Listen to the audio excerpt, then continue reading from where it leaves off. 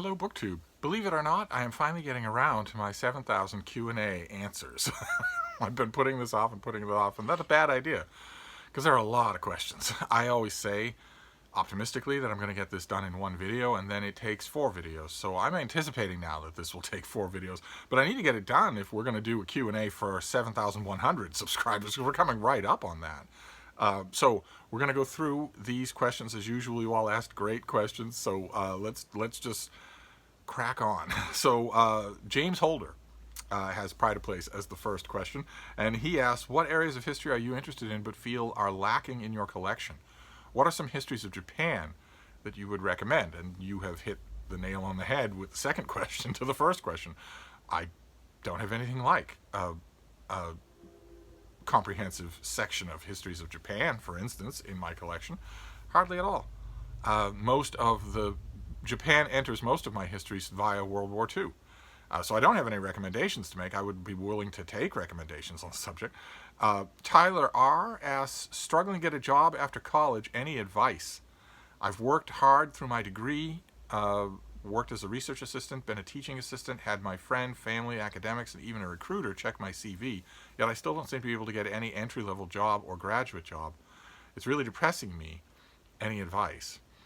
Well, I don't have any advice about how to get a job in your chosen profession. If you're finding it hard, I mean the tiny glimmer of positivity here is that you're going to have a lot of company in very little time. The world is teetering on the brink of a massive economic depression, and took all the wrong approaches to the last massive worldwide economic depression. All the approaches that were taken last time were taken as quick as get-rich-quick, zero-sum mortgages from loan sharks. They were designed as if there would never be another brink.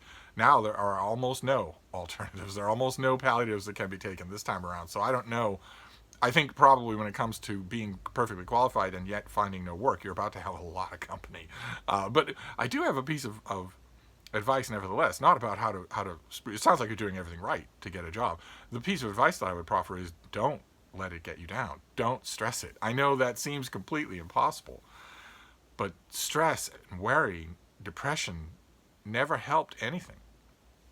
Adding that to the mix, you should strive to be cheerful, even though it seems impossible, because letting this stuff prey on you is only making things worse, and might actually make the actual thing you're worried about worse. It might dull your reflexes or incline you to misjudgment. Stress is just a bad idea. Do whatever you can to leach that out of your system. Flora says, what are your thoughts on Terry Eagleton and Slavoj Zizek? I don't think much of them, either one of them. Also, have you read any Romanian authors in translation, and did you enjoy them? I've read a few of them, I believe, but I read, the one that sticks out is Mihail Sebastian's journals. He wrote journals that were translated, I think, about 20 years ago. At least that was a translation that I became aware of them through that translation. I thought it was just, I'm fascinated by people's personal journals anyway. I thought those were just incredible. And finally, thoughts on postmodernism as a whole. Do you think it has a coherent program? No, I don't. No, I don't. I have no use for it whatsoever. Paper Mache says, hi Steve, I'm wondering how I should go about writing up some of my family history in a way that wouldn't be boring to read. But I'm not at all familiar with the genre of biography. I'm with my gran at the moment, who is a veritable wellspring of our family history. Such people usually are, and most people just let it go to waste. I'm glad you're noticing. And she has in her possession a good deal of family-related documents going back to well over a century ago. I know any advice might depend heavily on what info I have at hand, which obviously you can't easily access for context, and also on whether or not it's general family history or if there are any particular persons of interest on whom I might focus. But having said that, do you have any pointers you could give me in terms of biographical writing? Any more generally about how to go about such a project? And other recommendations. And I do have recommendations for how to go about this project, because this project is very, very worthwhile. Recommendation number 1 is do your research.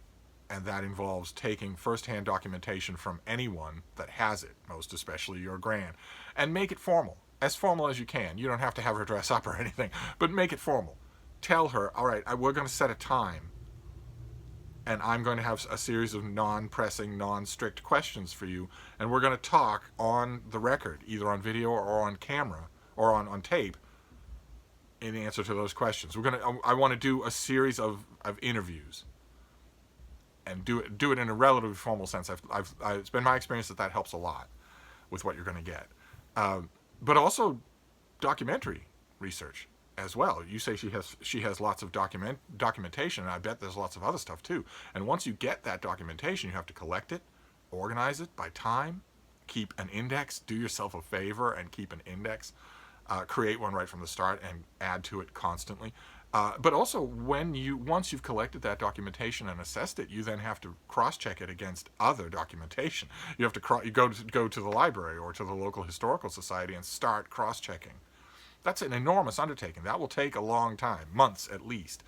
And that's the first thing that you have to do. You have to know what you're dealing with.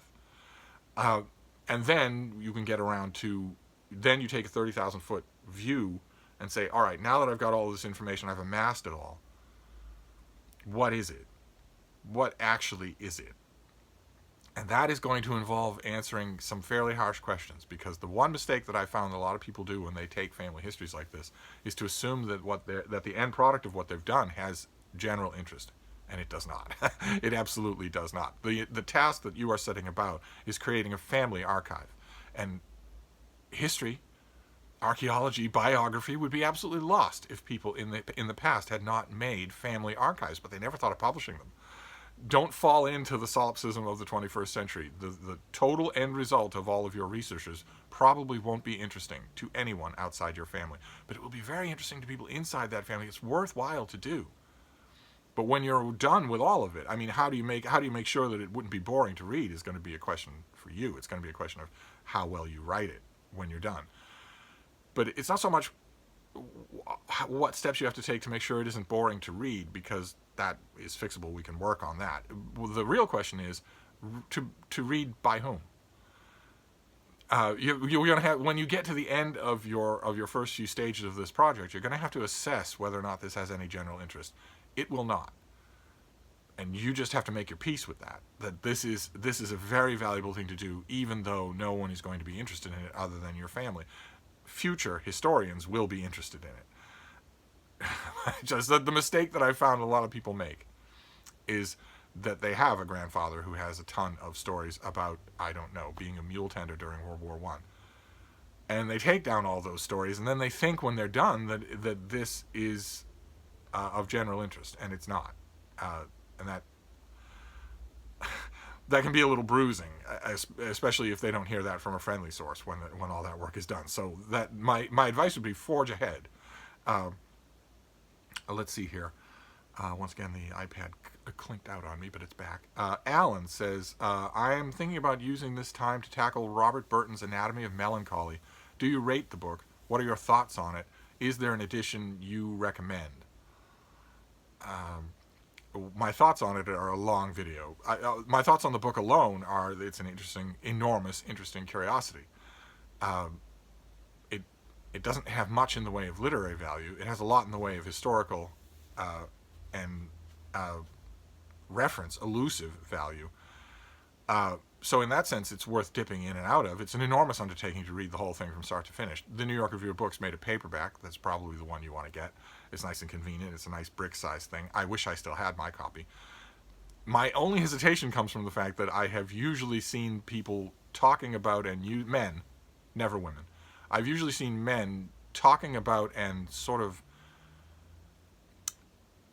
bringing up this book for non-literary reasons, and I don't have quite a handle on what those are, and that always makes me suspicious. You've heard on this channel my endless tirades about Dude Bro Lit, which is book-like objects being used for completely non-literary reasons and valued for completely non-literary reasons. And I get a lot of that vibe with Anatomy of Melancholy, and I don't know why.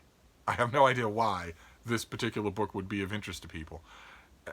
It's too often characterized by people that I have talked to, not necessarily you, but it's too often characterized by people that I have heard mention it as some sort of really true ancient work, some sort of lost classic. It is not a lost classic. It is not a work of literature. So, do I rate it? It's very, very interesting. But I would have serious doubts about making it a literary. It will take a long time for you to read, and that always worries me because your reading time is so limited. But I'll have to talk about it at length some other time. Richardson Reeds asks, "Have you ever been to Vermont?" It's a thin, wintry northern United State.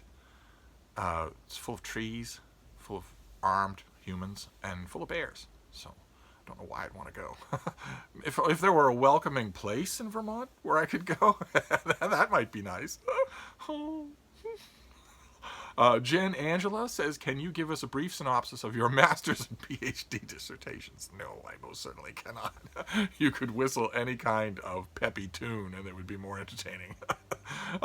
Elisa Cocciarelli says, "Did you ever meet or maybe talk to Elizabeth Bishop?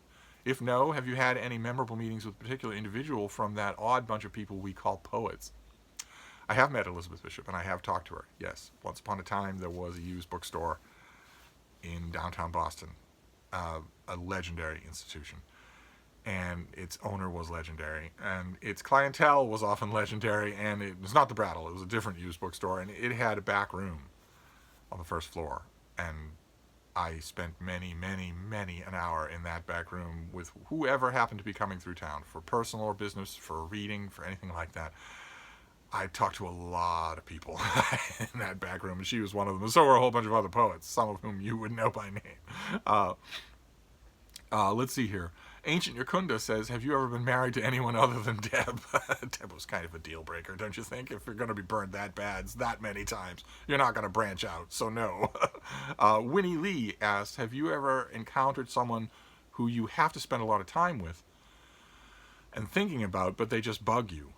How would you manage a situation like that? An example, a classmate who reads then boasts about their reading merely to gain some kind of moral superiority over you and anyone who's listening. I guess I'm talking about the kind of people who want others to envy them." I have been forced to spend time with that kind of person because for a long time I worked in retail. And in retail, you show up for your schedule and you don't have control over who you work with, and you almost always don't have power over who you work. I had no interest in having any power over any of my coworkers, not formal power. The key here, you say, have you ever encountered someone who you have to spend a lot of time with and thinking about, but they just bug you? Only half of that is true. You might have to spend a lot of time with someone, but you don't have to think about them a lot. The people that you describe, the people who want other people to envy them, are pitiable. There's something missing from them, usually along the lines of self-respect. So treating them with a kind of smiling toleration, they're not costing you anything. Treating them with a kind of smiling toleration is probably the humane thing to do, but you don't have to think about them. Even when you're talking about them, you don't have to think about them. Even when you're talking to them, you don't have to think about them. Letting them monopolize any of your time, your mental time, is giving them much more importance than they deserve.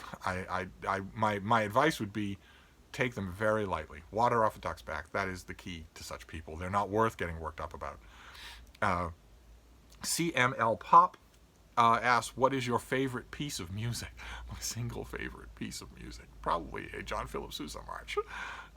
Lillian Nicewinder says, "If you were invited to take a trip to Mars or the moon, would you go?" Of course I would not go. I don't even fly in airplanes. I don't take elevators. I'm certainly not going to go to Mars or the moon. No, I would not, under any circumstances. Sarah Flynn says, "Your copy of Eleanor Catton's The Luminaries is pride of place on the shelves behind you." Yes, there you see. There it is, right there. Is the positioning a ringing endorsement of the work or merely an aesthetic choice? Well, I do recommend the work. It's a very good novel. But it's a holdover from a time when it seemed to me that every BookTube video that I watched had a copy of the Luminaries on a shelf somewhere visible in camera range. And out of mockery, I put one in the background. And then it turned out that like 3 weeks in a row, 3 consecutive weeks at the Brattle Bookshop here in Boston, I came across a $1 copy of the book. So it got to the point where a while ago, years ago, I was buying every copy of it that I found, so that the number of copies of the Luminary in the background would just multiply with every video. I got rid of all the duplicates. I kept one UK trade paperback of the book because I really like it. But the reason that it's still there is a curious little detail of BookTube. I wonder if the rest of you who have BookTube channels have ever felt this. Uh, you develop over time a kind of set. Not in the artificial sense that the bad booktubers have, where they actually do create a set, but in terms of the things that you have visible on camera. I have Wilson, the penguin. I have the shark and Stella Luna. I have the elephant of surprise. I have the luminaries. Somewhere in here, maybe, yeah, there's Elsa, the squid. You over time you develop a set. You develop items. I do anyway. Develop items that just have to be there in the background. I don't ever change my background anymore, so that's why it's still there. Let's see here. PRCZEKO2 says, "Who's your favorite Doctor and why?" My favorite Doctor with a lowercase d is of course Leonard McCoy. But you mean an uppercase D, the Doctor from Doctor Who, and my favorite is the Fourth Doctor, Tom Baker. And the reason why, I mean, on one level, it's because I think he is the best combination of serious and silly that any doctor has ever been. And usually, what happens is that they aren't even a combination of that. Usually, the writers for whatever arc will make them either way too silly or way too serious. And the silly ones will have tiny little interludes of unconvincing seriousness, and the serious ones will have tiny little interludes of wince-worthy silliness, but usually not. Usually they're all cut from one cloth or the other, and so that combination is very tricky to strike. And I think the writers for Tom Baker did it perfect. That's the bigger reason. The smaller reason that's probably a lot more effective is that he was the Doctor I imprinted on. He was the Doctor that I fell in love with the show on. Everybody has that Doctor. All Doctor Who fans have a Doctor they imprinted on, and that stays their favorite, even if there's no objective reason for it. Tomorrow's Classic asks, "Have you ever watched Doctor Who?" I have watched Doctor Who, yes. I haven't made a study of the first three Doctors, but from the Fourth Doctor, from Tom Baker's era on, I have stayed in touch with Doctor Who. I didn't really like many of the series after Tom Baker. I thought the TV movie that tried to relaunch the whole property was painfully awful. Just awful. But the rest of the renewed Doctor Who that has happened since then, starting with Christopher Eccleston, I have mostly liked. One incarnation after another. I thought I don't understand Tennant. I don't understand the loyalty that people have for him. I think his overacting is just so. It just makes your eyes bleed. And Peter Capaldi is my favorite of the post reboot Doctors by far, by a wide margin. I wish he'd stayed for a few more seasons. And I have like everybody else in the world, like every other Doctor Who fan in the world, I have no idea what to make of Jodie Whittaker. She does not belong on the show. The writers are doing a terrible job. It doesn't seem like Doctor Who at all. It seems like a completely different show. And I think that is the reaction among fans. Fans hate the Jodie Whittaker Doctor. The viewership numbers are down catastrophically, and there's a way to fix that. And a really clever way, too. A Doctor Who-style clever way to do that would be to make this a meta thing. Start a new season by revealing that the Jodie Whittaker Doctor Who era was, in fact, not Doctor Who, that it was all done on a soundstage, that we were following that, and make there a reason for it. Come up with a reason for it. That some extra-dimensional alien that made a corny, preachy television show out of Doctor Who's adventures and trapped the real Doctor inside those adventures.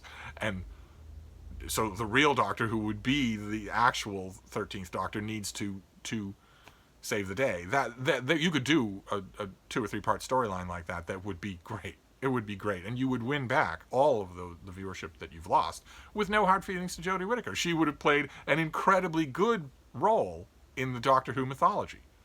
Her era as the Doctor with quotes over her name would be extremely well remembered. And oh my, if you want a list of the Doctors that you could have instead, oh my. there are plenty that I could come up with. There's a long list of actors that I could name for you that we could use instead. Uh, Actually, if it wasn't going to enrage, sorry to give such a long answer to this. I should make a Doctor Who video on my own. If it weren't going to enrage that particular paleo segment of the fandom that hates any kind of change, the person that I would most recommend would be the actress who played one of the Doctor's previous identities in the episode that tanked the franchise, The Timeless Child.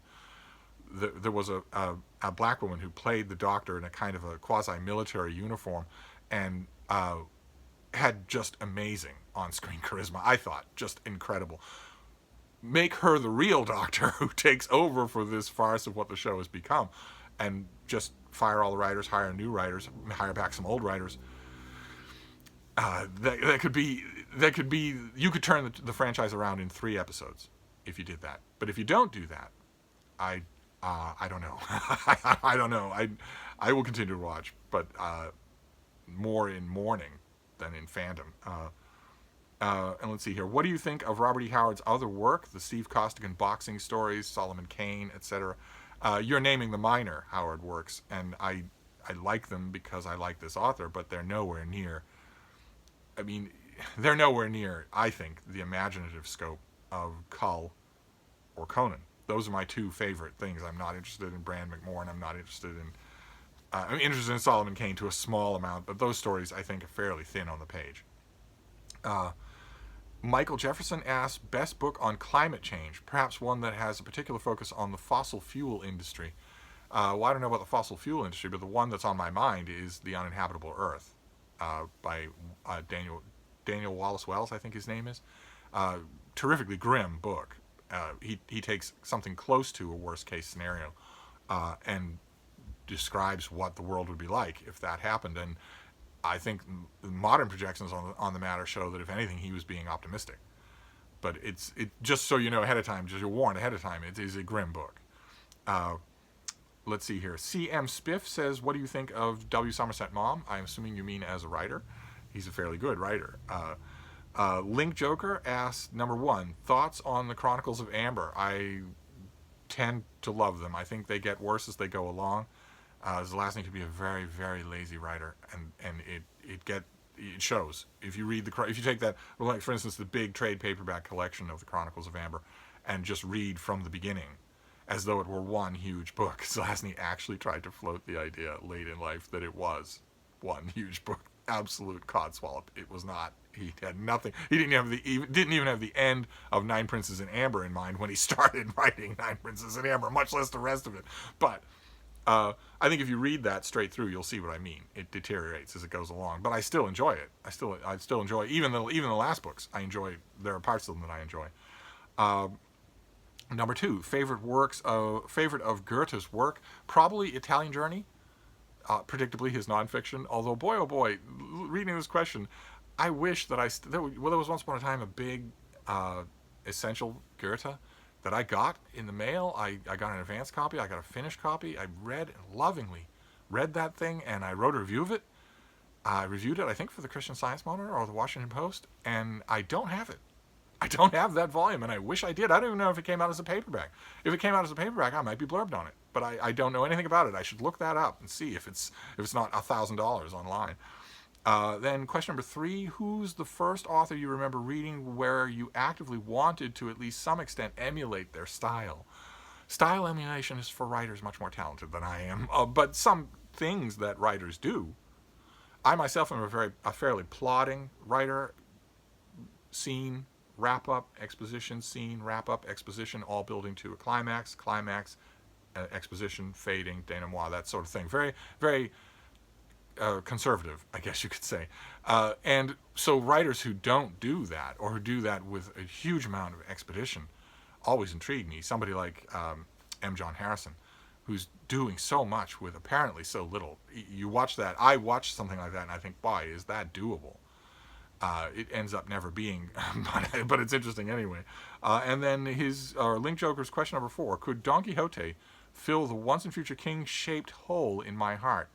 It's my favorite book, and I just want to read something that can match its wisdom, beauty, and emotion.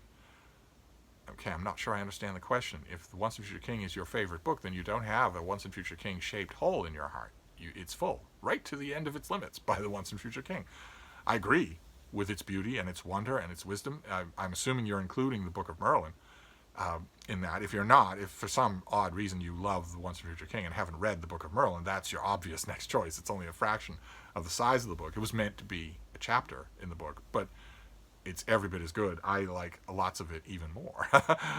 But in terms of the actual question, whether or not you think Don Quixote will do this, well, I don't think so. I don't think so. You might be one of those readers that passionately love Don Quixote. I've met fewer and fewer of those as the decades roll on, and I don't think you'll be one of them. But you could be, but I doubt it. I doubt it. Trip says, if you could revive one author into public consciousness who you believe has been wrongfully forgotten, who would it be and why? Well, for me, it would probably be science fiction and fantasy. There's a huge number of great authors in science fiction and fantasy that are not remembered by their own genre and by the publishing industry. So that if your bookstore reopens and you go into your science fiction and fantasy section, you won't find them on the shelf. And that's a terrible, terrible shame. How many people who read science fiction and fantasy have ever even heard the name Evangeline Walton, much less have her Mabinogion quartet? I bet not many of them do. Jack Vance is mostly forgotten.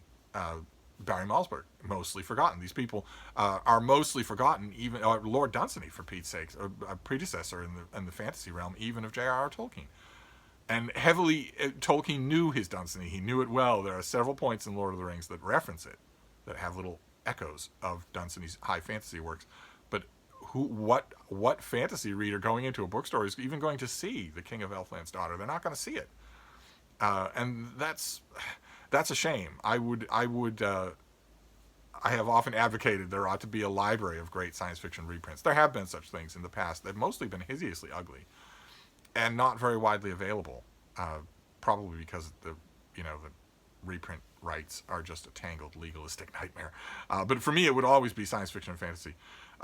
And then a second question, who are your favorite Scandinavian authors?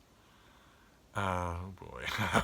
Well, favorite in terms of the books that I most love, does Snorri Sturluson count? He probably does, right? And I mean, that's going back a long way, but still, plenty of people would put Shakespeare in this, and that's around the same time. So, plenty of people would say Shakespeare is their favorite author, even though he's not new. I'm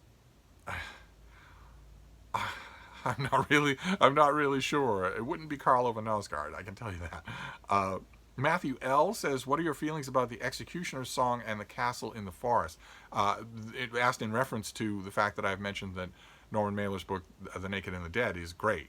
It should be a Penguin classic, is a great classic of American war literature. And the reason why I think more highly of that book than I do of either of these is because that book was written when Mailer could still be edited, when he was not a monster. Some authors metamorphose into monsters. Mailer metamorphosed very quickly. In fact, right after the hullabaloo and the money and the acclaim of The Naked and the Dead, he basically metamorphosed into a monster who not only would not take edits, but often threatened editors with legal action for even suggesting that they edit his prose. And it shows. In The Executioner's Song, I think it shows beyond a shadow of a doubt. In the Castle in the Forest, in Harlot's Ghost, I think it shows.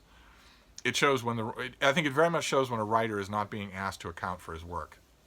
That's the real value that an editor can have, is to make a writer account for his work first, before the whole steaming pile of it is just placed on the reader's doorstep. And you can tell that Mailer stopped being held accountable. And so there are parts of The Executioner's Song and Castle in the Forest that are good. There are parts of everything that Mailer wrote that are good, even Ancient Evenings. but how much better it would have been if he hadn't turned into a monster. Okay, how are we doing for time? Oh my. Okay, see, I'm going to do these in 30-minute intervals so that I have a chance of uploading them. So I'm going to wrap this up, and we'll come back for part 2. Thank you, BookTube.